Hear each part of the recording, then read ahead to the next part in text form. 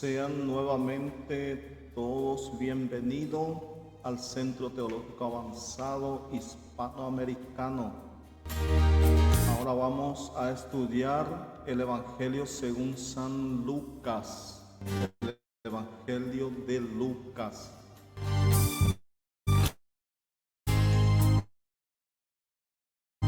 El autor del Evangelio Lucas escribió el Evangelio. Lucas, él no fue apóstol ni discípulo de Cristo, sino que Lucas fue discípulo de Pablo. Y Lucas no fue judío, es el único gentil que escribió el Evangelio. Lucas es griego, es gentil que escribió el Evangelio de Lucas. Escribió el Evangelio en el año 64 al 70 después de Cristo.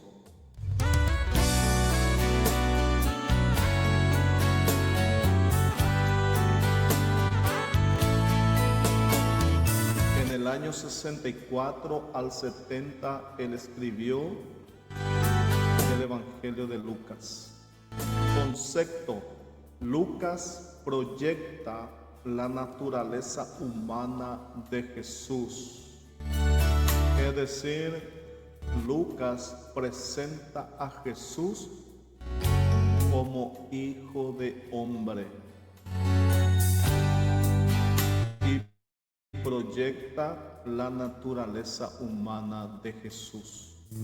Símbolo del Evangelio de Lucas: el hombre, color blanco. El tema del Evangelio de Lucas se encuentra en Lucas capítulo 19 y el versículo 10. Si te preguntan, por ejemplo, ¿cuál es el tema central del Evangelio de Lucas? Usted puede anotar ahí, puede anotar. El tema central del Evangelio de Lucas se encuentra en Lucas, puede anotarlo ahí, Lucas 19:10. El tema central del Evangelio de Lucas se encuentra en Lucas 19 y el versículo 10. Y dice así: porque el Hijo del Hombre vino a buscar y a salvar lo que se había perdido. Es el tema central del Evangelio de Lucas. Vamos a ver datos breves sobre el autor. Lucas significa el que trae a luz. Lucas significa, si alguien te pregunta, ¿qué significa Lucas? Significa el que trae a luz, el que trae a luz. Lucas es griego y médico de profesión. Eso es lo que decía. Lucas no es judío ni israelita, sino que Lucas es griego y médico de profesión. Su ministerio fue mayormente evangelístico. Su obra literaria fue el Evangelio según San Lucas y los Hechos de los Apóstoles. Es decir, Lucas escribió el Evangelio de Lucas y Hechos de los Apóstoles. El libro de los Hechos de los Apóstoles, del Hecho de los Apóstoles, es el segundo volumen de Lucas. Él escribió el Evangelio de Lucas y los Hechos de los Apóstoles. Si te preguntan quién escribió Hechos de los Apóstoles, fue Lucas. El apóstol Pablo fue su padre espiritual. Lucas fue el discípulo de Pablo. Y como dije y vuelvo a repetir, Lucas no fue apóstol ni discípulo de Cristo, sino que Lucas fue discípulo de Pablo. Lucas se conoce como el médico amado. Fue compañero de Pablo y de Filemón. Lucas aparece por primera vez en la historia de la iglesia en el viaje de Troas.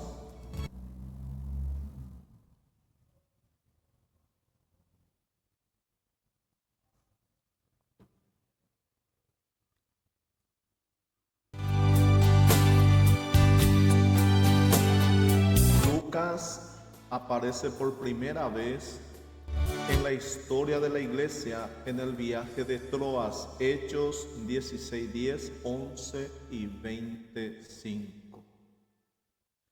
Estuvo en las dos prisiones con Pablo. Lucas estuvo en las dos prisiones con Pablo.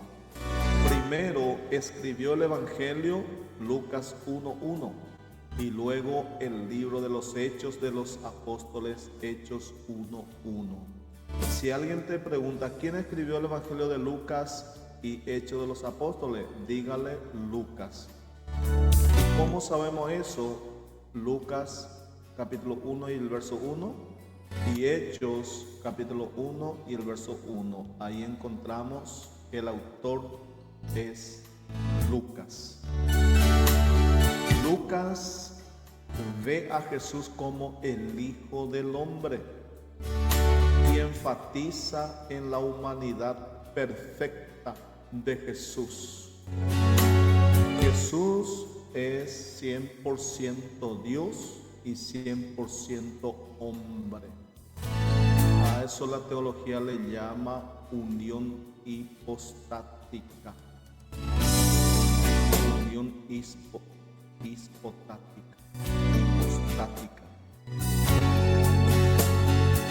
Jesús es Dios verdadero y verdadero hombre. Datos generales del libro. El tema del Evangelio es Jesucristo, el Salvador del mundo. Es el más amplio y hermoso de los evangelios. Fue escrito primeramente para los griegos. Fue escrito para el intelecto humano, mente. Registra milagros que no aparecen en los otros tres evangelios. El Evangelio de Lucas registra 3 milagros que no aparecen en los otros evangelios. El Evangelio de Lucas fue dirigido primeramente para los griegos. Y Lucas presenta a Jesús como Hijo de Hombre y enfatiza en la humanidad de Cristo. 10 de las parábolas registradas aparecen en este evangelio, solamente 2 de ellas son.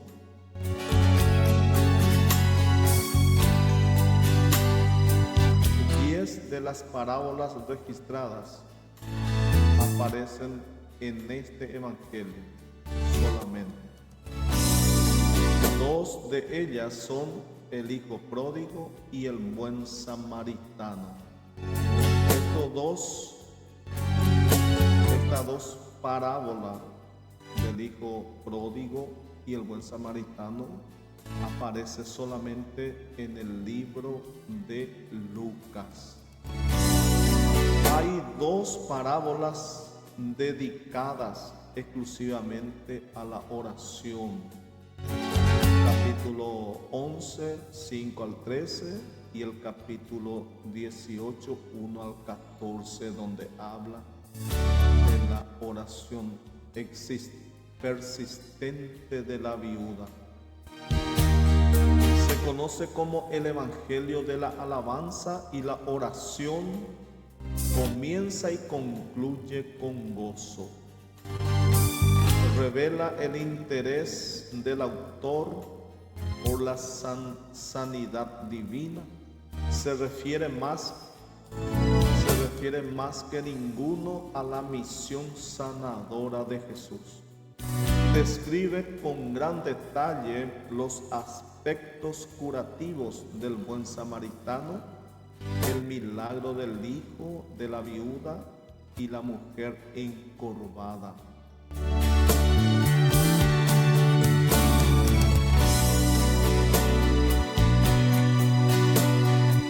Lucas cita a Jesús como médico. Él les dijo: sin duda me diréis este refrán: médico, cúrate a ti mismo. De tantas cosas que hemos oído que se han hecho en Capernaum, haz también aquí en tu tierra. Lucas 4:23. Lucas describe la personalidad de Jesús mejor que los otros tres evangelistas. En Lucas, Jesús es el noble maestro, amigo y ayudador de la raza humana, y es el médico para sanar el pecado de los pecadores. En Lucas, Jesús es el médico para sanar el pecado de los pecadores. Estamos estudiando el Evangelio de Lucas. El Evangelio de Lucas explica con más lujo de detalles la niñez de Jesús. Lucas es llamado el Evangelio para el mundo entero, ya que los ancestros de Jesús son remontados hasta Adán. Si usted lee la genealogía de Jesús en Lucas, empieza desde Adán. Y si usted lee la genealogía de Cristo en Mateo, empieza desde Abraham. Y en Lucas empieza desde Adán. El Evangelio de Lucas se concentra más en las personas que están en problemas que en las ideas. El Evangelio de Lucas coloca a Jesús dentro del contexto de la historia universal. El Evangelio de Lucas es llamado también el Evangelio de las mujeres, por ser donde más se mencionan de los 4 evangelios. Es decir, que en el Evangelio de Lucas se menciona más a las mujeres que en los otros evangelios. Por eso es llamado también el Evangelio de las mujeres, por ser donde más se mencionan de los 4 evangelios.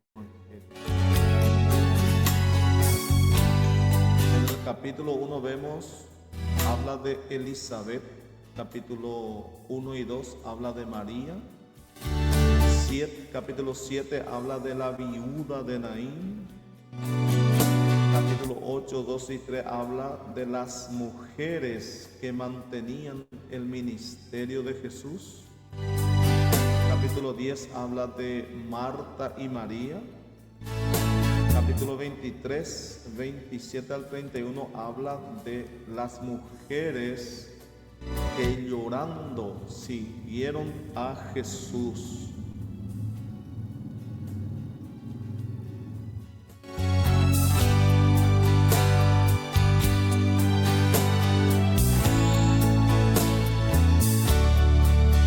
Capítulo 23, 27 al 31 habla de las mujeres que llorando siguieron a Jesús hasta la cruz.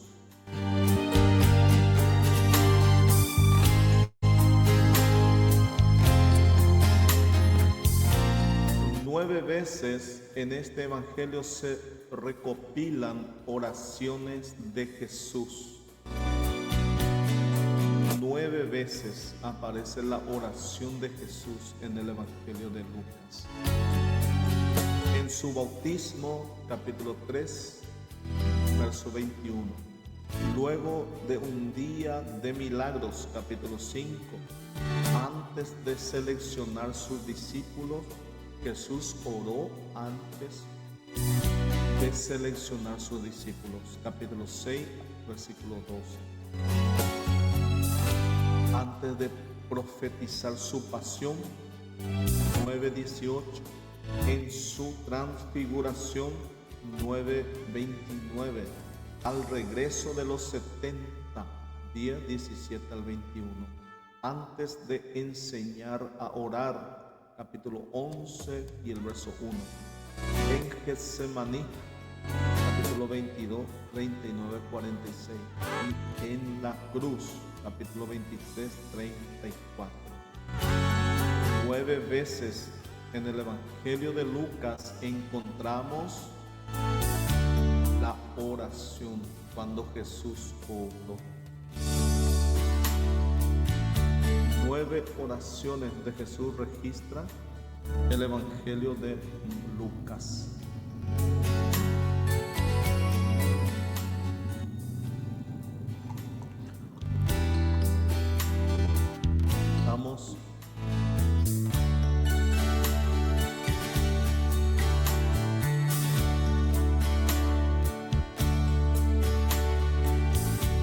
Estamos estudiando el evangelio de Lucas. Acabamos de ver las 9 oraciones que Jesús hizo en el libro de Lucas. Es interesante que, contrario al tipo de educación natural de Lucas, es en su evangelio que más se mencionan los ángeles. Capítulo 22, capítulo 20, 24, capítulo 1, el capítulo 9, capítulo 15, capítulo 16. Es interesante que, contrario al tipo de educación natural de Lucas, es en su evangelio que más se mencionan los ángeles. Es decir, Lucas no fue judío, no fue enseñado en la ley, porque él era griego. Pero a pesar de eso, en su evangelio se menciona más a los ángeles que en los otros evangelios. Ahora vamos a ver las divisiones mayores del libro. El libro se divide en 4 áreas mayores. 1. La llegada y preparación del Hijo del Hombre. Lucas capítulo 1 y el verso 4. La descripción de la niñez de Jesús. Capítulo 2, 40 al 52.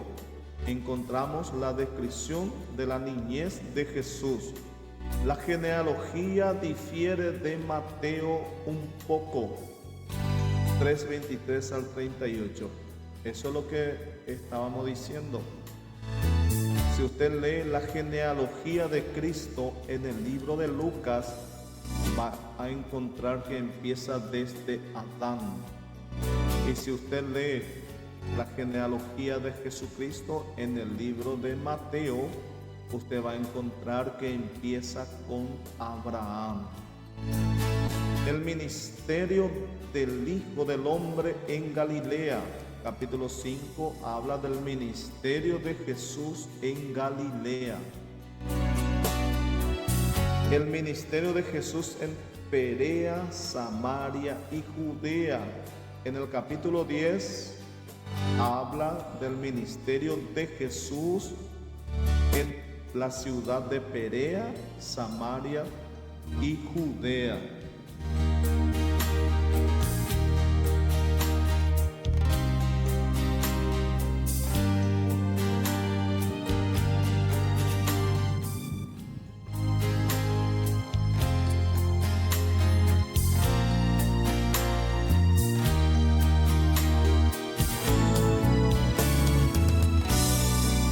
Capítulo 22, hasta el verso 24, o sea, capítulo 22 al 24, habla de la pasión, muerte y resurrección del Hijo del Hombre. Estamos estudiando el libro de Lucas. Ahora vamos a ver datos relevantes del libro. A los pastores el ángel dio nuevas de gran gozo, capítulo 2 y el verso 10, de que en la ciudad de David había nacido un Salvador, que es Cristo el Señor. En el primer anuncio público que hizo el Señor Jesús respecto a su misión, afirmó ser el divino Salvador del cual hablaban las Escrituras del Viejo Testamento. Vamos a leer el versículo 10, capítulo 4, 17 al 19, dice así: y se le dio el libro del profeta Isaías, y habiendo abierto el libro, halló el lugar donde estaba escrito: el Espíritu del Señor está sobre mí, por cuanto me ha ungido para dar buenas nuevas a los pobres, me ha enviado a sanar a los quebrantados de corazón y a pregonar libertad a los cautivos y vista a los ciegos, a poner en libertad a los oprimidos, a predicar el año agradable del Señor. Y comenzó a decirles: hoy se ha cumplido esta escritura delante de vosotros. El verso 19 habla de a predicar el año agradable del Señor. ¿Sabe usted lo que significa, lo que es el año agradable en Israel? El año agradable en Israel es, en la cultura judía, cuando alguien del pueblo sacaba un préstamo y no podía pagar, si no podía pagar, había ley que el deudor podía ir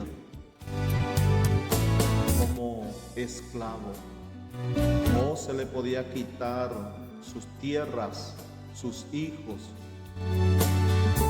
Por ejemplo, en Reyes vemos en el capítulo 4 donde habla de la viuda que se le murió su esposo y que vino el acreedor para llevar 2 de su hijo.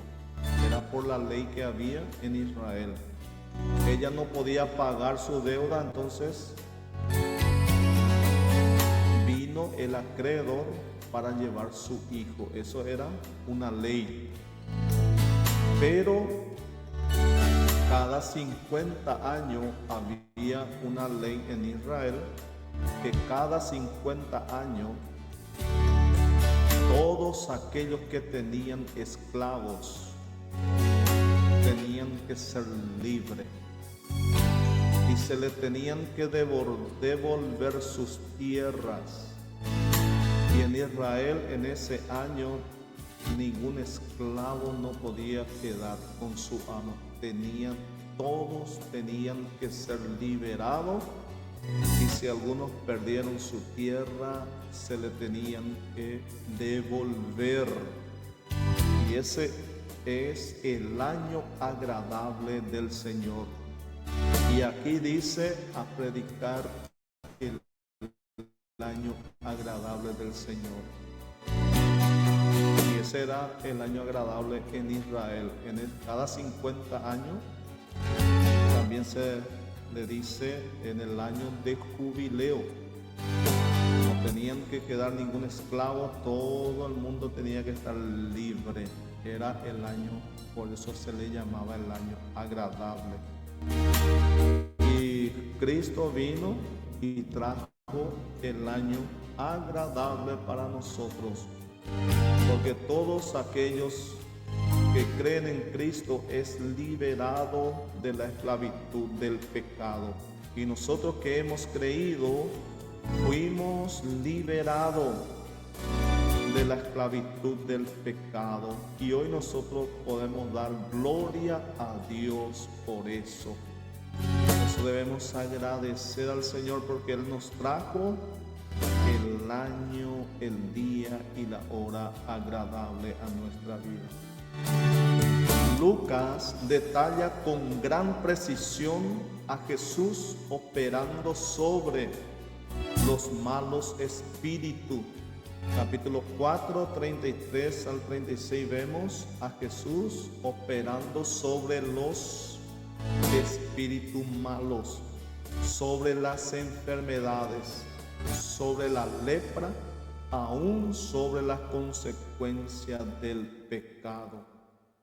Es decir, Jesús tiene poder sobre las enfermedades, sobre el enemigo, sobre el pecado, sobre el diablo. Cristo tiene todo poder. Lucas además nos presenta a Jesús como el Todopoderoso, que tiene autoridad divina para resucitar a los muertos. Capítulo 7, 12 al 17. Lucas revela que al Jesús ser uno con el Padre, tiene también poder sobre la naturaleza y es capaz de salvar a sus discípulos de una rugiente tempestad. Lucas, visiblemente impresionado por la narración del milagro de la multitud de los panes y peces, lo detalla con gran entusiasmo. Eso vemos en el capítulo 9, 11 al 17 de Lucas.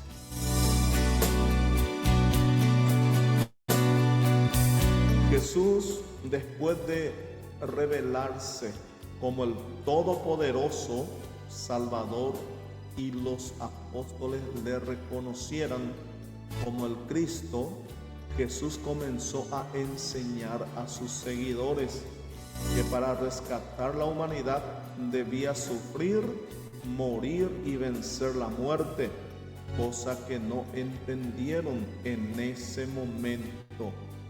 Esto es importante aquí, lo que Lucas escribió acerca de Jesús. Jesús, después de revelarse como el Todopoderoso. Esto es importante. ¿Por qué? Porque nosotros, los que creemos en la doctrina de la Trinidad, creemos que Jesús es Dios y coigual al Padre. Y no todo el mundo cree eso. Nosotros, los que creemos en la doctrina de la Trinidad, creemos que Jesús es Dios o igual al Padre. Porque algunos creen en Cristo, pero no creen que es Dios. Si alguno dice que Jesús fue creado, otro dice que Jesús no es eterno y que Jesús es inferior al Padre. Hay muchas teorías. Otro dice que Jesús fue un simple profeta, pero la palabra de Dios, la sana doctrina de la palabra nos enseña que Jesús es Dios coigual con el Padre. El Padre, Hijo y Espíritu Santo son coeternos y coiguales. Jesús, después de revelarse como el Todopoderoso Salvador, y los apóstoles le reconocieron como el Cristo. Eso leemos en Lucas 9, 18 al 20. Es necesario que el Hijo del Hombre padezca muchas cosas y sea desechado por los ancianos, por los principales sacerdotes y por los escribas, y que sea muerto y resucite al tercer día. Eso lo vemos en Lucas 9, 22. Jesús era necesario que sea entregado y que muriera y que resucitara para que podamos nosotros ser libres de pecado. Las palabras pronunciadas por el Señor Jesucristo en Lucas 19:10, porque el Hijo del Hombre vino a buscar y a salvar a lo que se había perdido, resumen y cristalizan el maravilloso mensaje del Evangelio. En ese texto se encierra el mensaje central del Evangelio, porque el Hijo del Hombre vino a buscar y a salvar a lo que se había perdido. Nos demuestra que el Señor Jesucristo vino como Salvador y sanador en sentido universal. Primeramente para los judíos, pero el ángel le dijo: no temáis, porque he aquí os doy nuevas de gran gozo, que será para todo el pueblo. Para los samaritanos, y envió mensajeros delante de él, los cuales fueron y entregaron en una aldea, y entraron en una aldea de los samaritanos para hacerles preparativos. Lucas 9:52. Los discípulos no lo entendieron. Los judíos y los samaritanos estaban en rivalidad, y cuando no quisieron recibir a Jesús, se enojaron al grado de querer que cayera fuego del cielo y los consumieran, y Jesús los amonestó.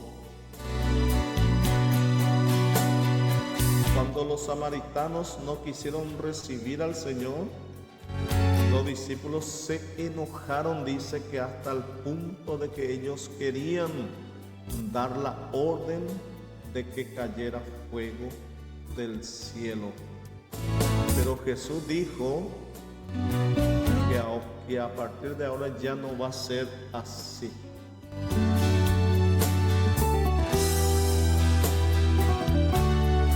Por eso yo digo esto siempre. Gracias a Dios que Jesús quitó de nosotros este poder que tenían en el Antiguo Testamento. Porque ellos en el Antiguo Testamento, por ejemplo, Elías ordenó caer fuego del cielo y caía fuego del cielo y consumía a sus enemigos. Y yo digo que y los apóstoles querían hacer lo mismo, pero Jesús no los permitió. Y yo agradezco a Dios por eso. ¿Saben por qué? Porque si Jesús no hubiera sacado de nosotros este poder, nosotros los cristianos ya habíamos encendido el universo. Porque muchos creyentes andan maldiciendo. ¿Cuánto están maldiciendo? Y si Jesús no nos quitaba este poder, yo digo que ya íbamos a encender el planeta. Pero Jesús no le permitió a los apóstoles, tampoco a nosotros, y ahora nos manda y nos dice: bendecid a los que os maldicen. La iglesia tiene que bendecir y no maldecir.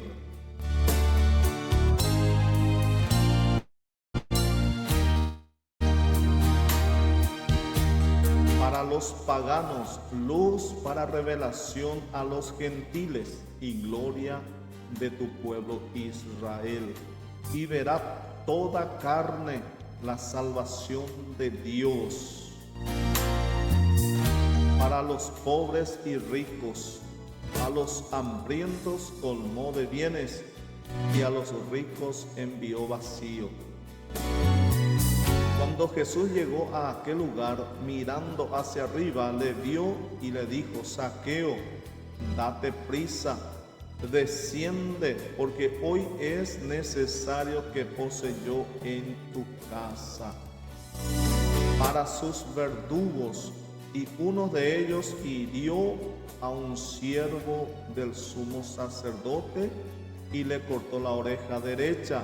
Entonces respondiendo Jesús dijo: basta ya, dejad, y tocando su oreja le sanó. Estamos hablando que el Evangelio de Cristo es universal, es para todos, judíos, samaritanos, pecadores, gentiles. El alcance del Evangelio es universal, es para todo. Por eso es importante que prediquemos a Cristo, arrepentimiento y presentar a Cristo como Salvador. Al mismo tiempo, nuestro Señor advirtió seriamente al pueblo que aunque había venido para salvar y no para destruir, todos aquellos que le rechacen sufrirían consecuencias. Y también a aquellos mis enemigos que no querían que yo reinase sobre ellos, traerlo acá y decapitarlo delante de mí. Jesús en Lucas 19:27 se refiere al día del gran juicio, cuando los enemigos del Cordero serán sentenciados a muerte eterna.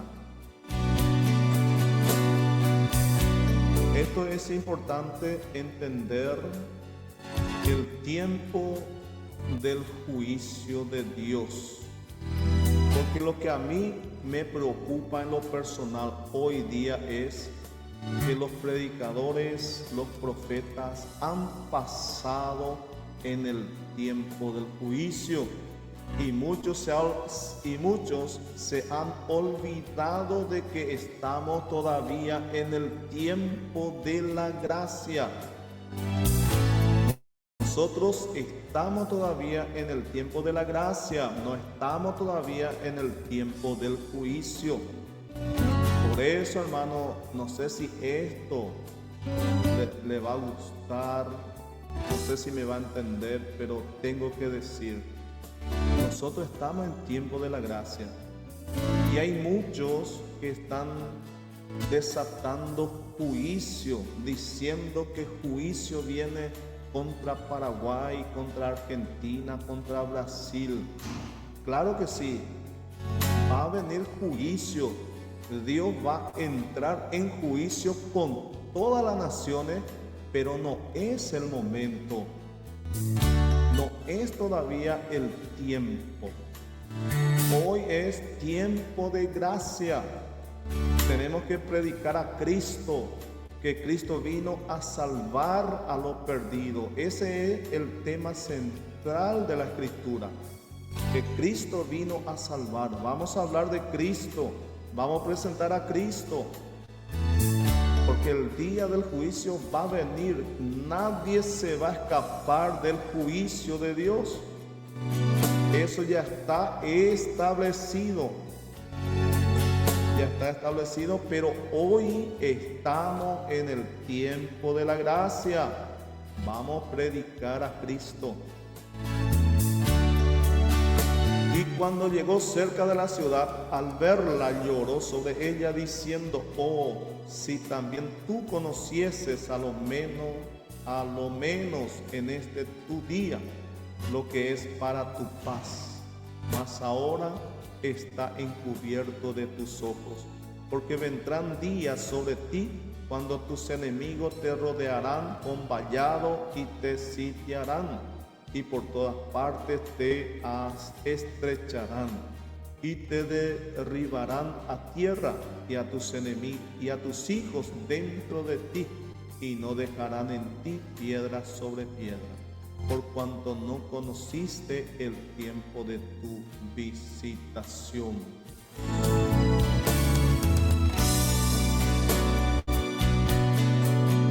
Así llegamos al final del libro de Lucas. Llegamos al final del libro de Lucas. Espero que te haya servido de bendición. Estamos estudiando en el Centro Teológico Avanzado Hispanoamericano. Es una clase teológica sobre los evangelios, y ahora hemos terminado el libro de Lucas, y ahora vamos a ver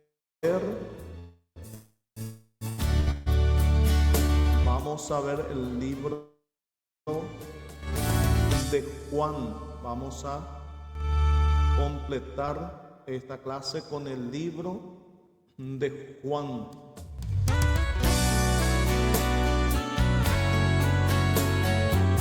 Vamos a seguir y vamos a culminar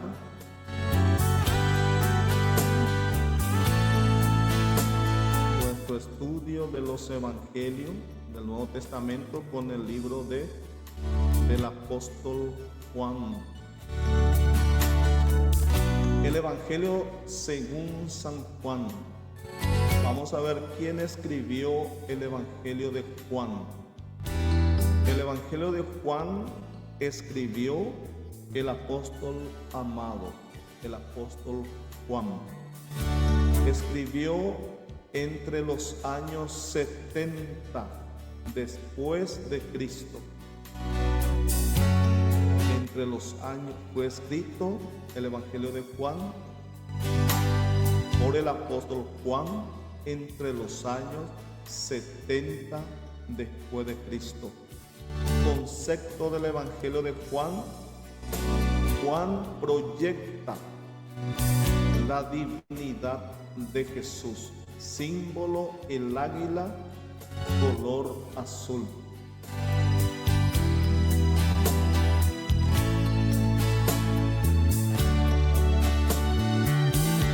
Juan presenta a Jesús como Dios y habla de su divinidad.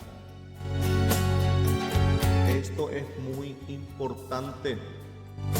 Nos digo una vez más, nosotros que creemos en la doctrina de la Trinidad, aquí el Evangelio de Juan presenta y habla de la divinidad de Cristo, que Jesús es Dios. Y esto no todos creen. No todos creen en la divinidad de Cristo. Muchos creen. La mayoría creen en Cristo. Pero uno cree que Jesús es un profeta, un hombre santo, uno más entre los profetas. Otro cree que Jesús existió desde su nacimiento, que Jesús no es eterno. Otro cree que Jesús es un Dios en minúscula y que es un Dios inferior al Padre. Y la sana doctrina enseña que Jesús es Dios, coigual y coexistente con el Padre, coeterno, que Jesús es coigual, coeterno con el Padre. Eso quiere decir que Jesús es igual al Padre. Jesús es Dios todopoderoso, el Padre es Dios todopoderoso, el Espíritu Santo es Dios todopoderoso. Pero no son tres dioses, no, un solo Dios, una sola esencia en tres personas divinas. Y aquí el Evangelio de Juan muestra y nos habla de la divinidad de Cristo. Vamos a seguir con el estudio del Evangelio de Juan. Dice el tema del Evangelio de Juan se encuentra en Juan 20, capítulo 20 y el versículo 30 y 31. Si alguien te pregunta cuál es el tema central del Evangelio de Juan, usted anótelo ahí. Usted le tiene que dar Juan 20, 30, 31. Este texto es la idea central del Evangelio de Juan. Y dice así: hizo además Jesús muchas otras señales en presencia de sus discípulos, las cuales no están escritas en este libro, pero estas se han escrito para que creáis que Jesús es el Cristo, el Hijo de Dios, y para que creyendo tengáis vida en su nombre. Esta es la idea central del Evangelio de Juan. Fue escrito ¿para qué? Para que podamos nosotros creer que Jesús es el Cristo, el Hijo de Dios, y creyendo tengáis vida en su nombre.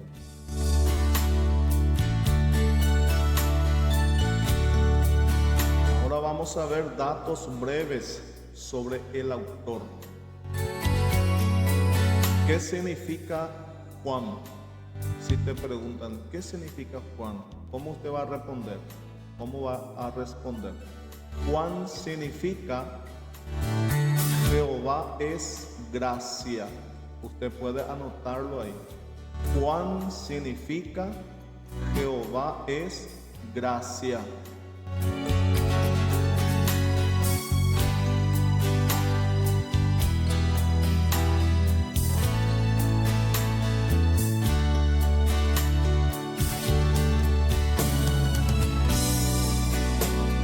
Anótelo ahí.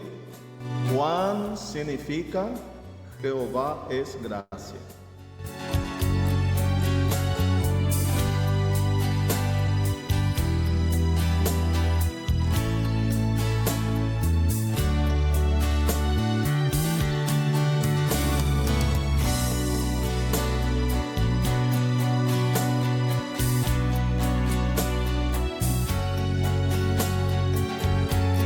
Vamos a ver datos breves sobre el autor. Juan significa Jehová es gracia. Juan vivía en Betsaida y venía de una familia acomodada que desarrollaba el negocio de la pesca. Juan fue seguidor de Juan Bautista antes de seguir a Jesús. La ciudad de Juan fue Betsaida, su profesión fue pescador y Juan era discípulo de Juan el Bautista primeramente y después fue seguidor de Cristo.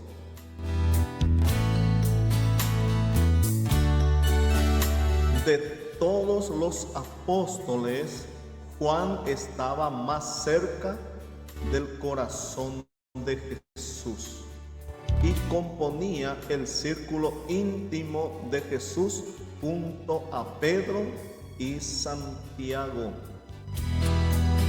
Juan se conoce como el apóstol amado. Juan es conocido como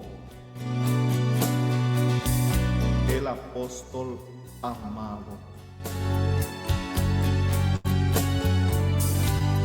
Jesús les permitió que estuvieran presentes durante las grandes crisis de su ministerio, tales como la transfiguración y la agonía en el Getsemaní. Fue él quien, cuando los demás discípulos habían huido, siguió a Jesús, a su Señor, al juicio. Juan 18:15. Fue él quien, cuando los demás discípulos habían huido, siguió a su Señor al juicio. No fue solamente Pedro que le siguió a Jesús después de que fue arrestado, también Juan. Pedro dice que le seguía de lejos y Juan también le siguió al Señor hasta el juicio. ¿Dónde lo encontramos? En Juan 18:15.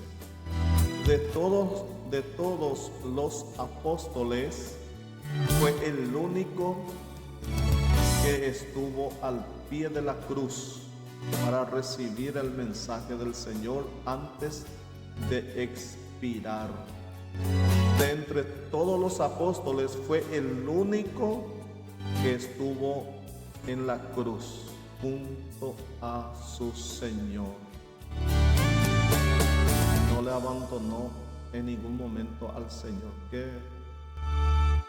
Qué linda lección nos deja el apóstol Juan, de siempre estar en todo momento, en todo lugar, con el Señor.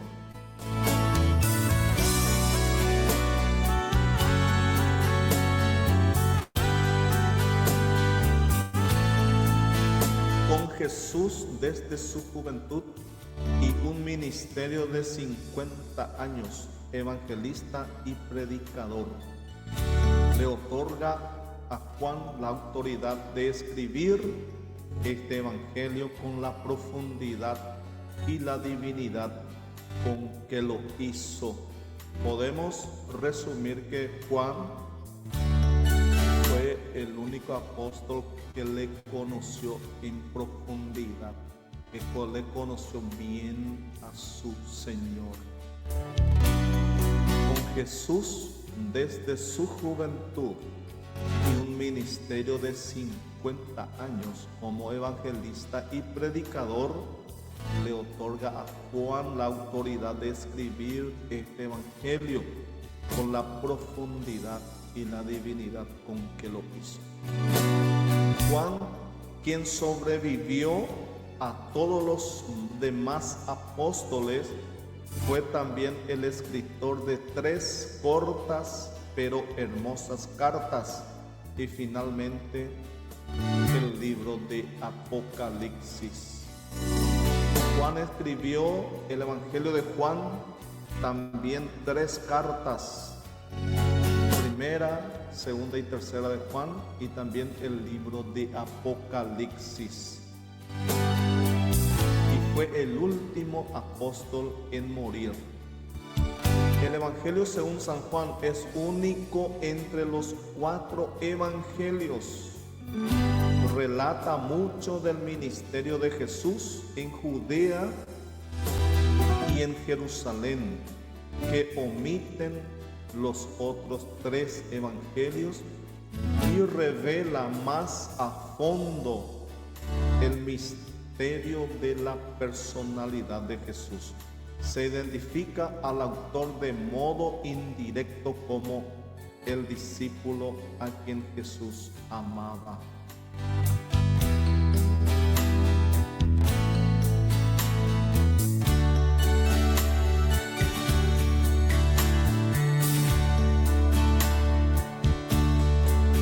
Estamos estudiando el Evangelio de San Juan. Juan escribe con un interés más teológico e histórico, mientras que los demás evangelios se esfuerzan en presentar a Cristo como el cumplimiento de las promesas de salvación. Juan comienza con la preexistencia de Jesucristo. Juan 1:1. Jesús es divino, pero también es humano, porque aquel verbo fue hecho carne. Solo así podía ser el que nos revelara al Padre.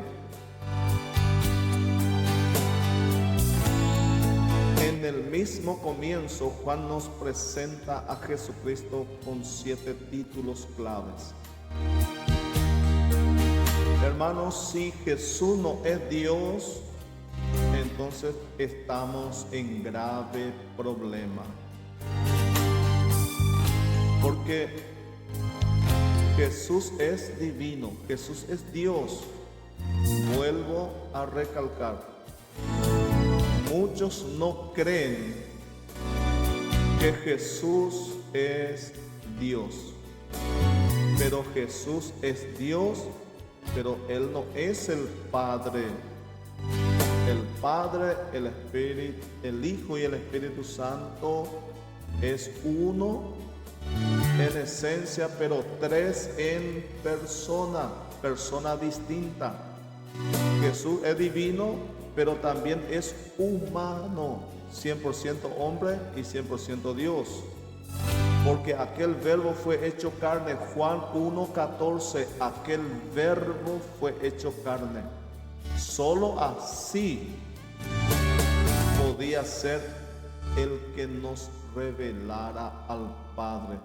Porque si Jesús no es Dios, sino es de la misma esencia, es imposible que nos revele al Padre.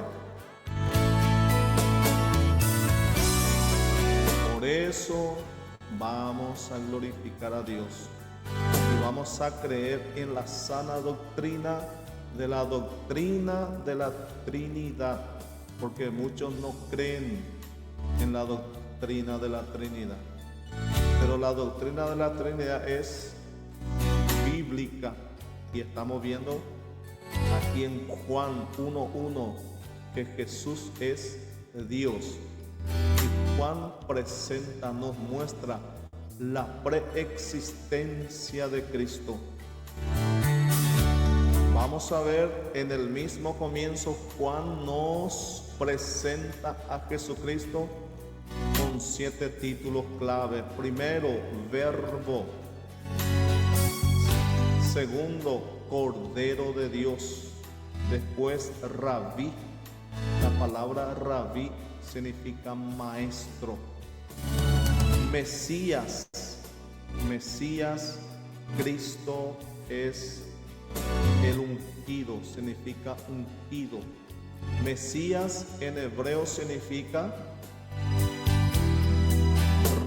redentor y libertador. Y en griego significa ungido. Rey de Israel, Hijo de Dios e Hijo del hombre. Juan presenta a Jesucristo con estos 7 títulos: Verbo, Cordero de Dios, Maestro, Mesías, Rey de Israel, Hijo de Dios e Hijo de hombre.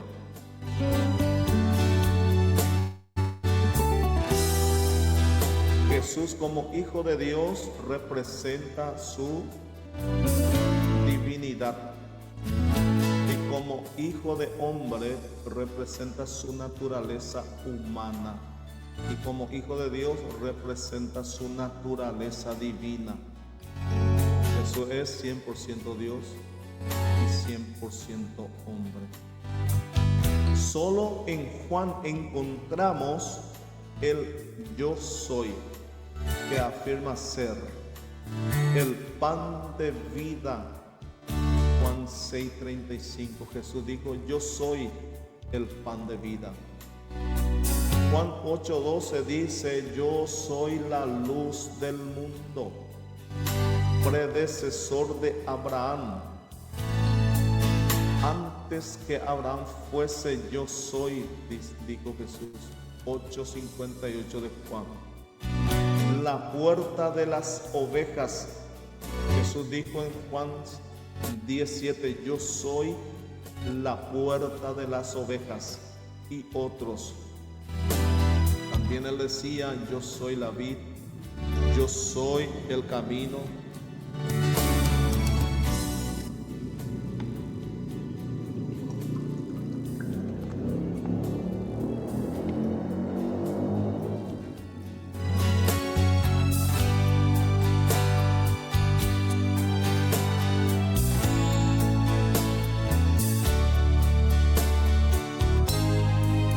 A seguir con el estudio de Juan,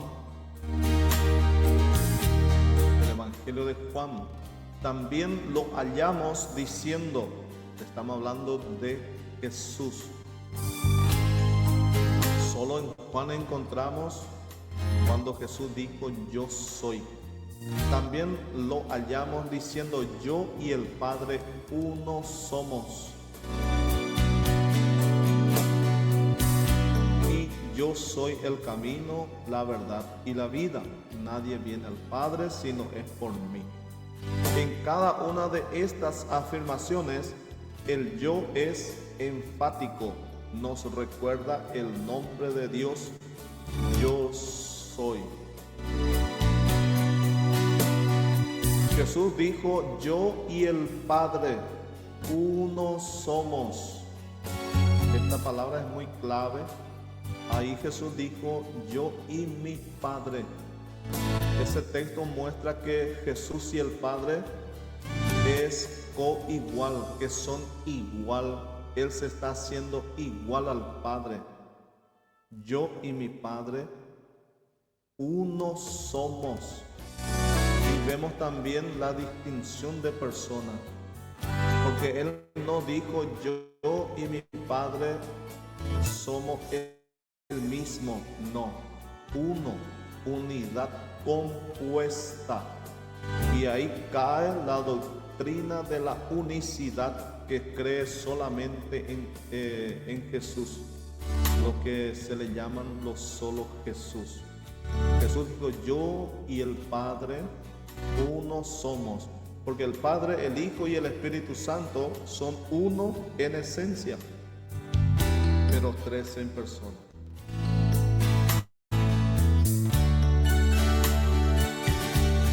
Juan comienza sus mensajes diciendo, de cierto te digo. Juan revela que así como en el Antiguo Testamento Dios es el único al que se debe adorar, Jesús es el único en quien se debe creer. Para Juan, la fe que salva es un verbo que expresa acción, la acción de creer en Jesús. Juan no entra en cuestiones de orar, ayunar, matrimonio o riquezas, como lo hacen los otros evangelios. En vez de eso, se ocupa de las relaciones de uno con Dios, y con los demás. Y todo lo resumen en la palabra amor. Eso es lo importante, hermanos, que nosotros tengamos la comunión con el Padre, con el Espíritu Santo, porque cuando tenemos comunión con Dios, dice la Biblia que tenemos también comunión con los hermanos. Y cuando tenemos comunión con los hermanos, dice la palabra de Dios en Juan 1:7, que la sangre de Cristo nos limpia de todo pecado. Eso es lo importante, que nosotros tengamos comunión con Dios y comunión con los hermanos, que el amor de Dios esté en nuestro corazón, porque de nada sirve orar, ayunar, vigiliar, hacer sacrificios, y la misma palabra dice, si no tenemos amor, nada nos sirve. Hasta podemos dar nuestro cuerpo para ser sacrificado, pero si no hay amor, de nada nos sirve. Es decir, todas las cosas que hagamos, servir, predicar, enseñar, todas las cosas que hagamos, no nos sirve si no hay amor. Esto es tremendo, hermano, porque todo lo que hagamos debemos de hacer con amor, porque todo lo que hagamos con amor es lo que queda anotado en el libro de las obras. Juan revela que el amor que Dios siente por su Hijo pasa a través de su Hijo a los que son suyos, esto es, a los creyentes. Según el Evangelio de Juan, el amor de Dios pasa a nosotros a través de su Hijo Jesucristo.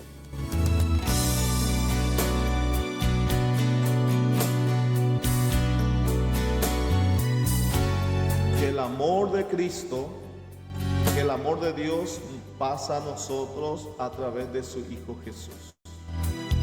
Juan expresa que como recipientes del amor de Dios, los cristianos deben demostrar el amor hacia Dios, amándose unos a otros. Juan expresa que como recipiente del amor de Dios, los cristianos deben demostrar el amor hacia Dios, amándose uno a otro. ¿Cómo yo puedo demostrar que yo amo a Dios? ¿Usted cómo puede demostrar que usted ama a Dios? A través, como dice acá, a través de amarnos unos a otros. Nosotros demostramos que amamos a Dios cuando nos amamos uno a otro. Y ahí la palabra nos dice, el mismo Juan en su carta, en primera de Juan o en segunda dice que aquel que dice que ama a Dios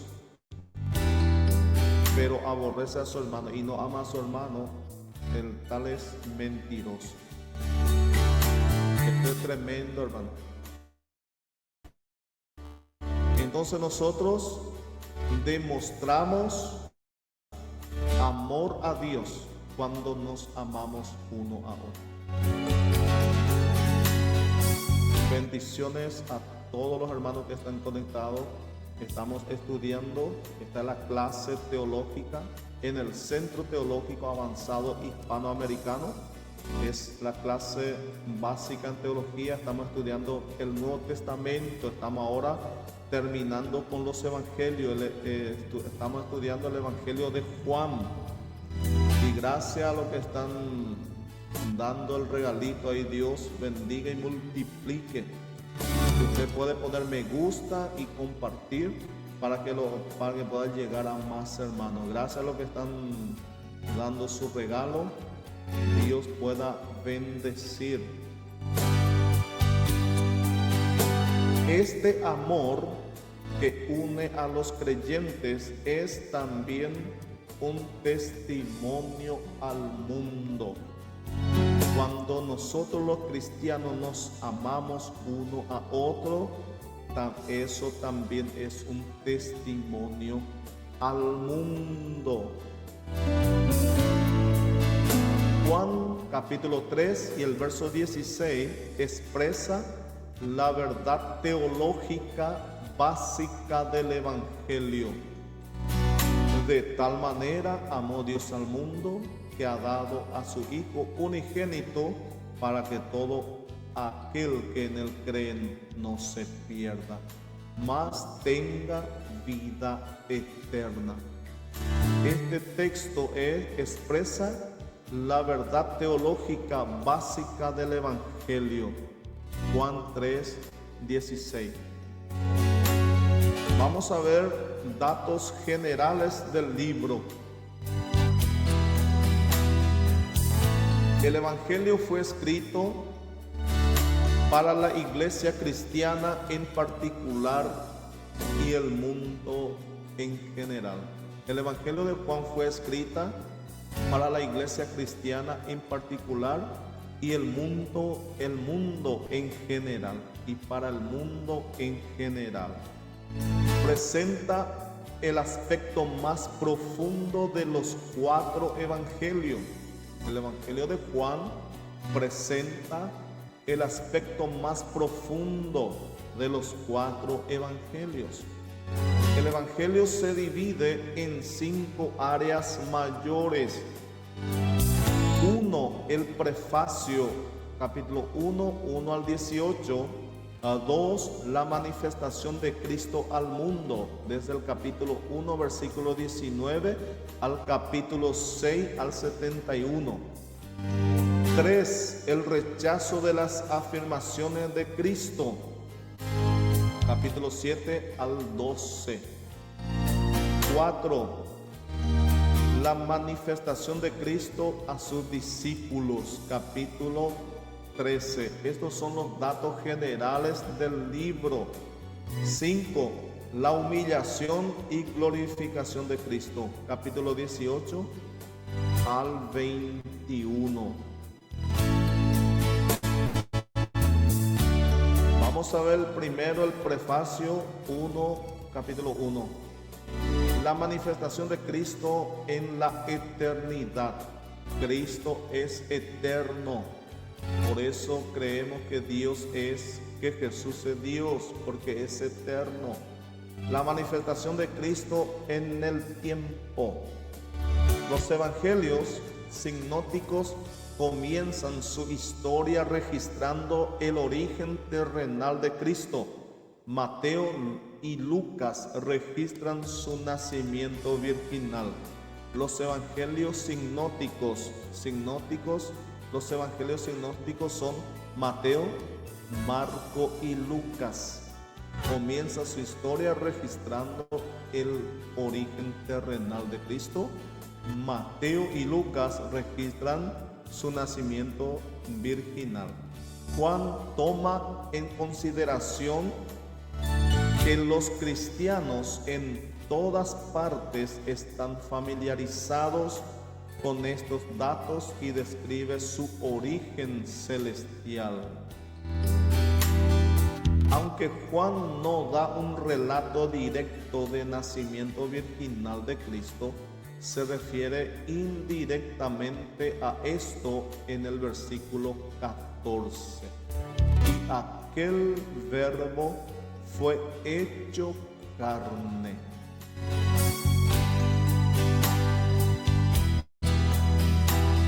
La manifestación de Cristo al mundo, desde el capítulo 1 al 6, hasta el capítulo 6.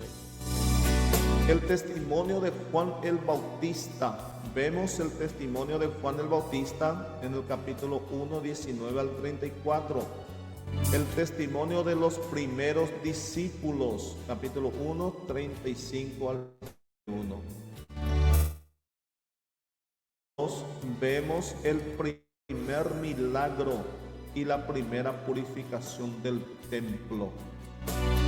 El primer milagro registrado en el Evangelio de Juan fue en la boda de Caná, cuando Jesús convirtió el agua en vino. La entrevista con Nicodemo se encontramos en el capítulo 3, 1 al 21. El testimonio de Juan a sus discípulos, capítulo 3, 22 al 26. El ministerio de Jesús en Samaria. En el capítulo 4, 1 al 43 encontramos el ministerio de Jesús en Samaria. La sanidad del hijo del noble, capítulo 4, 43 al 54.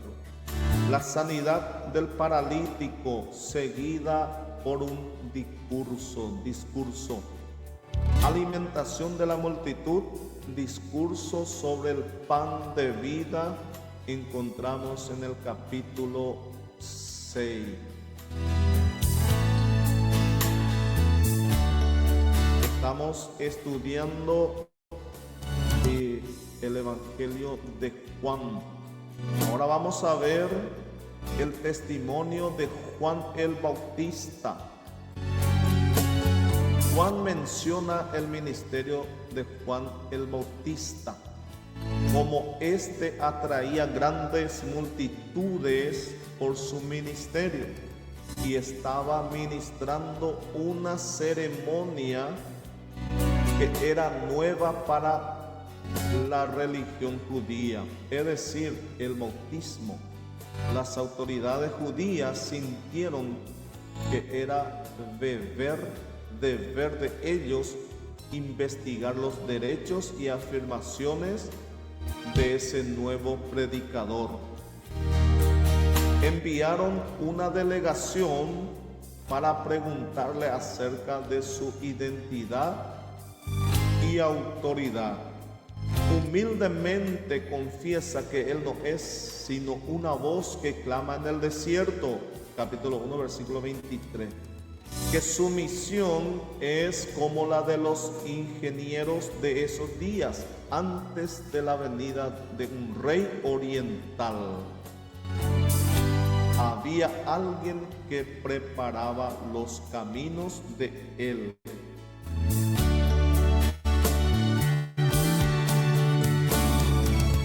Juan el Bautista predicaba que su bautismo era únicamente simbólico, y otro que bautizaría con Espíritu Santo, el Mesías.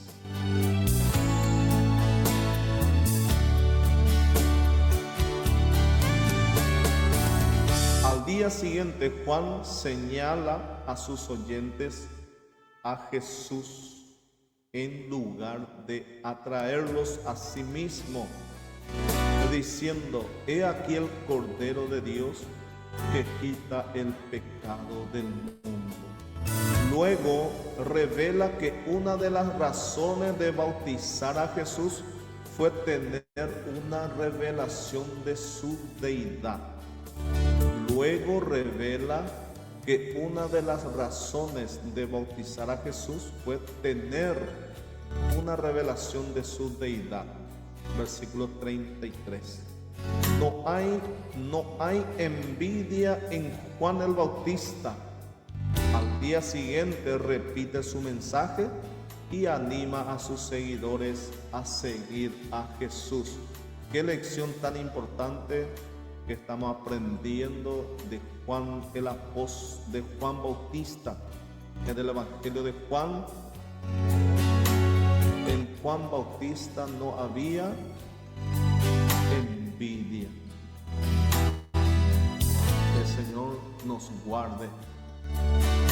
El testimonio de los primeros discípulos. Uno de los dos que escucharon el mensaje fue Andrés, el hermano de Pedro. Andrés muestra la realidad de su experiencia espiritual conduciendo a su hermano Pedro al Mesías. Jesús, viendo que en Pedro a uno que estaba destinado a llegar a ser la primera piedra viva de su iglesia, le da el nombre profético Cefas. Jesús, viendo en Pedro a uno que estaba destinado a llegar a ser la primera piedra viva de su iglesia, le da el nombre profético de Cefas. La Biblia dice que nosotros todos somos piedras vivas y Jesús es la roca, la base de la iglesia. Esto no se debe confundir. Nosotros somos piedras vivas y Jesús es la roca eterna. Pedro no es la roca. Cristo es la roca eterna y Pedro es una de las piedras vivas, así como nosotros. Jesús luego llama a Felipe, quien con entusiasmo testifica a Natanael que ha encontrado al Mesías, Jesús de Nazaret. Natanael apenas puede creer que el Mesías haya venido de la despreciable aldea Galilea de Nazaret, pero llega a convencerse mediante el conocimiento sobrenatural de Jesucristo, de que es en realidad el Rey de Israel.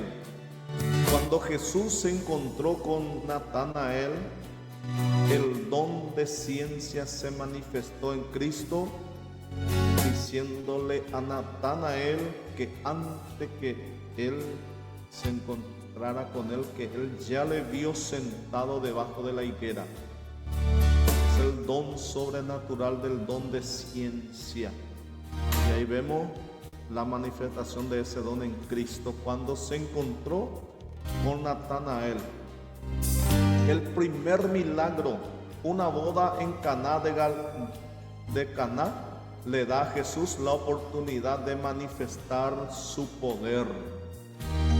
María, conociendo los poderes milagrosos de su hijo y deseando con su orgullo natural de madre, le informa del hecho de que no hay vino. Este recordatorio llevaba consigo la sugerencia indirecta de que Él lo supla. Jesús, refiriéndose a María como mujer y no como madre, la amonesta y le recuerda que su tiempo de comenzar su ministerio no había llegado. No obstante, la hace quedar bien y ocurre el milagro, el primer milagro dentro de la cadena de milagros de Jesús. La primera purificación del templo. Los judíos habían permitido que el espíritu de mercantilismo violara la santidad de los recintos del templo. Jesús, movido por el celo por la casa de Dios, los echa fuera del templo. Esto también leemos en Salmo 69:9. Dado que solo un profeta o el Mesías mismo podía purificar el templo, los judíos le piden al Señor que probara su autoridad con una señal. Lo que Jesús hizo solamente podía hacer un profeta o el Mesías mismo. Podía purificar el templo. Por eso los judíos le piden al Señor una señal.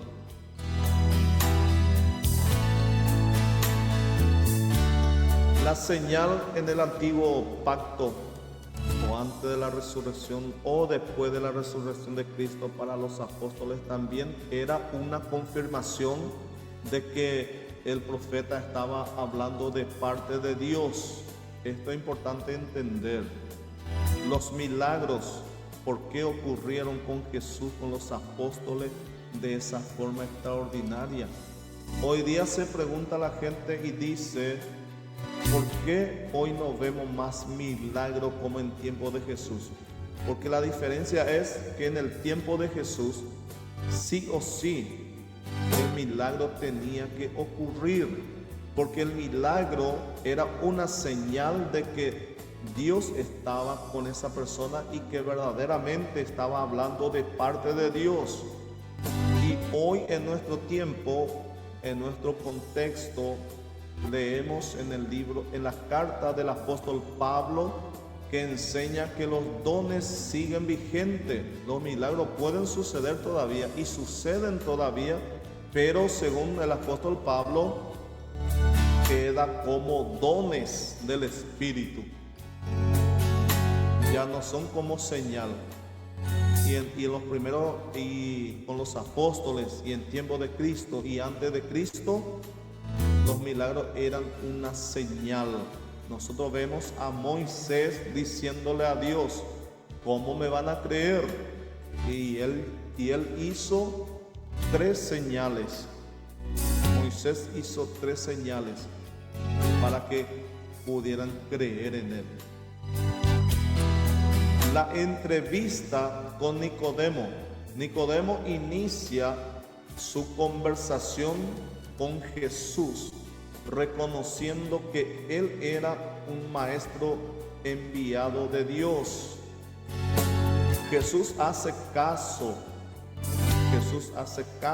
omiso de su alabanza y abruptamente le dice a Nicodemo que necesitaba nacer de nuevo. Parece que Nicodemo estaba convencido de que el reino de Dios que Jesús proclamaba estaba cercano, de modo que deseaba unirse a ese reino. Nuestro Señor le explica que debe nacer al reino. Nicodemo, participando de la idea común de los judíos, creía que el reino vendría con una demostración exterior. Jesús le enseña que viene por la obra misteriosa del Espíritu en el corazón. Nicodemo creía, al igual que otros judíos, que el reino sería introducido por la aparición gloriosa del Mesías. Jesús le enseñó que debía ser introducido por la muerte del Mesías. En este sentido, el pensamiento de los judíos es correcto, porque la manifestación del Mesías va a ser con poder y gloria. Solo que en la primera venida Cristo vino como profeta y primeramente Él tenía que morir para purificar a su pueblo. Ahora sí, en la segunda venida, Él viene, dice la palabra en Mateo, que viene con poder y gloria para reinar, así como están esperando los israelitas. El testimonio de Juan el Bautista a sus discípulos. Los discípulos de Juan el Bautista, viendo que las multitudes lo abandonaban y se iban con Jesús, se quejan a su mentor. Juan le dice que eso está enteramente de acuerdo con el plan de Dios. Él era únicamente el amigo del esposo, es decir, el que, según la costumbre judía, pide la mano de la novia y arregla el matrimonio.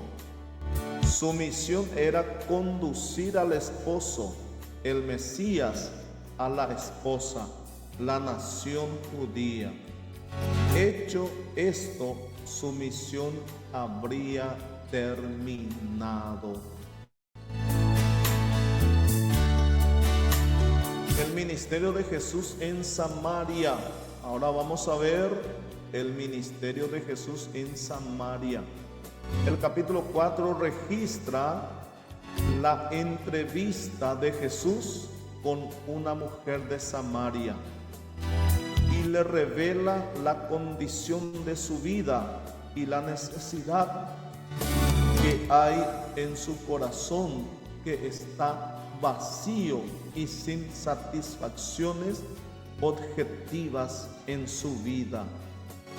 Jesús acercó su vida perdida y desperdicia a una vida con propósito y con eternidad.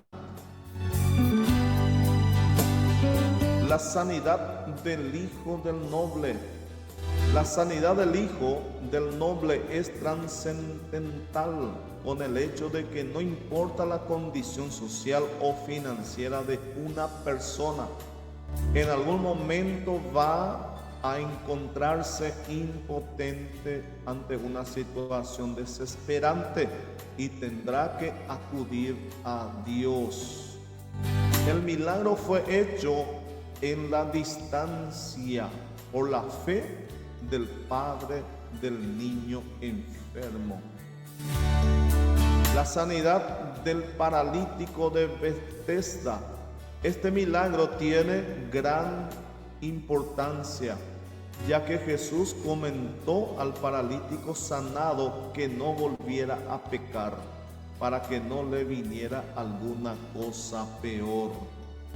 Regresar al pecado luego de recibir un milagro de parte de Dios puede desatar maldiciones aún mayores por la falta de agradecimiento y la hipocresía de la persona sanada. Dios no puede ser burlado. Que el Señor nos ayude a permanecer firme en su presencia, más cuando Él hizo algún milagro en nuestras vidas. Ahora vamos a ver el rechazo de las afirmaciones de Cristo. Jesús en la fiesta de los tabernáculos, capítulo 7. La mujer sorprendida en adulterio, encontramos en el capítulo 8. La luz del mundo y la libertad espiritual. La sanidad del hombre que nació ciego, capítulo 9. El mensaje del buen pastor, capítulo 10. Jesús en la fiesta de dedicación, capítulo 10. La resurrección de Lázaro encontramos en el capítulo 11. El rechazo final de Cristo por la nación encontramos en el capítulo 11, 47 al capítulo 12 hasta el verso 50. La manifestación de Cristo a sus discípulos. Discursos de despedida, capítulo 13 al 16. La oración intercesora, capítulo 17, al que llamamos la oración sacerdotal de Cristo. Juan capítulo 17. El capítulo 17 registra la oración intercesora de Jesús. Damos un sencillo bosquejo de esta oración. Vamos a ver el bosquejo de esta intercesión de Jesús. 1. Oración por sí mismo. Segundo, por su propia glorificación. Primero Jesús ora por sí mismo. Después, oración por sus discípulos. Después, primero Jesús ora por sí mismo, por su propia glorificación. Después, Él ora por sus discípulos, por su preservación, por su santificación. En segundo lugar, Jesús ora por la preservación de sus discípulos y por la santificación de ellos. Tercero, oración por todos los creyentes. En esta oración nos incluye también a nosotros. Ora por la unidad, por la presencia de ellos con Él. En la tercera parte, ora por todos los creyentes. La humillación y glorificación de Cristo encontramos al capítulo 18 al 21. La traición y el arresto encontramos en el capítulo 18.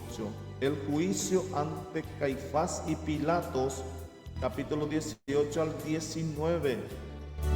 La crucifixión encontramos en el capítulo 19, versículos 17 al 42.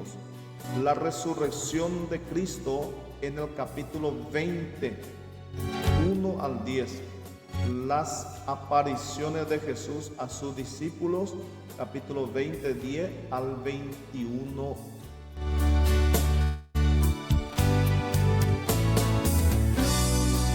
Apariciones de Jesús después de su resurrección. Primero a María Magdalena. Eso encontramos en Juan capítulo 20, 11, 18. Después se apareció a los apóstoles estando Tomás ausente, para poder convencer y que dudaran de la realidad de su resurrección. Jesús les muestra sus heridas, entonces les da su comisión, su separación profética y simbólica y su autoridad. Nótese que el último versículo mencionado se refiere a la disciplina de la iglesia. A los apóstoles estando Tomás presente. Estamos hablando de la aparición de Cristo después de su resurrección. Ahora se aparece a los apóstoles estando Tomás presente. Aunque de carácter leal, Tomás es escéptico. No creerá hasta que vea. Su incredulidad evidentemente había tardado el viaje de los discípulos a Galilea. Aunque escéptico, el corazón de Tomás es sincero, desea saber la verdad. Jesús cumple su deseo y Tomás llega a ser un creyente tan profundo como en un tiempo fue incrédulo. Esto también tiene su lado bueno, porque Tomás quería una verdad concreta. Él quería ver y tocar para creer.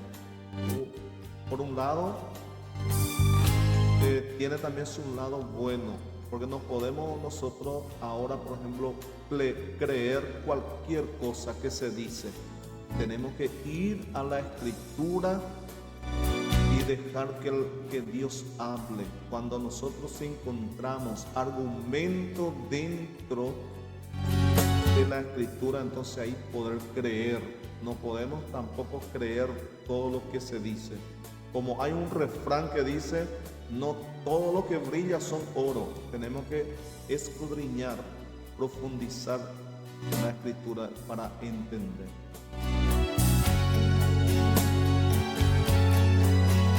A los 7 en el mar de Galilea.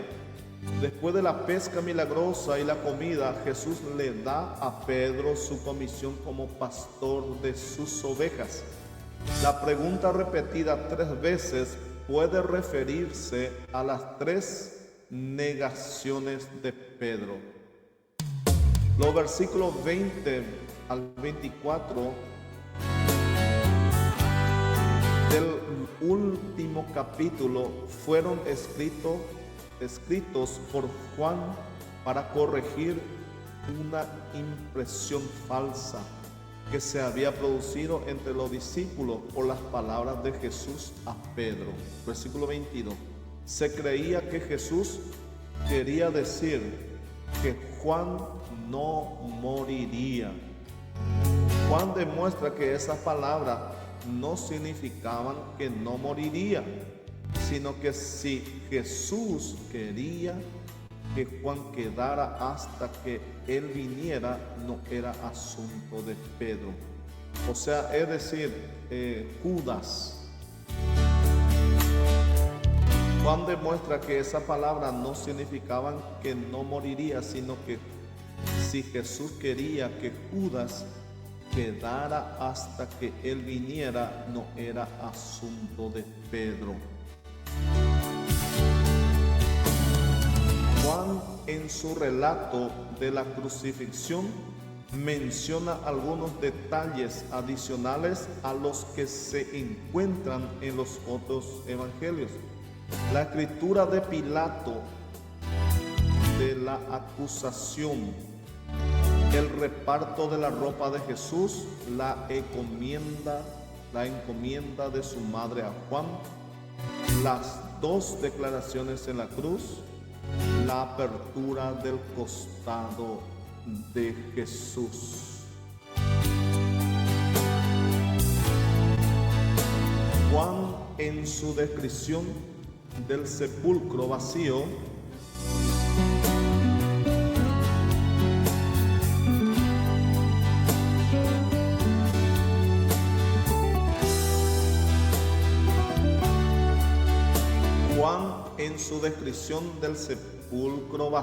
tiene cuidado de dar suficientes detalles para evitar el falso informe de que los discípulos hubieran hurtado el cuerpo de Jesús. Juan 21 al 18. Hemos llegado al fin del libro de Juan. Así estamos terminando el estudio de los 4 evangelios. Y en la siguiente clase vamos a seguir con el libro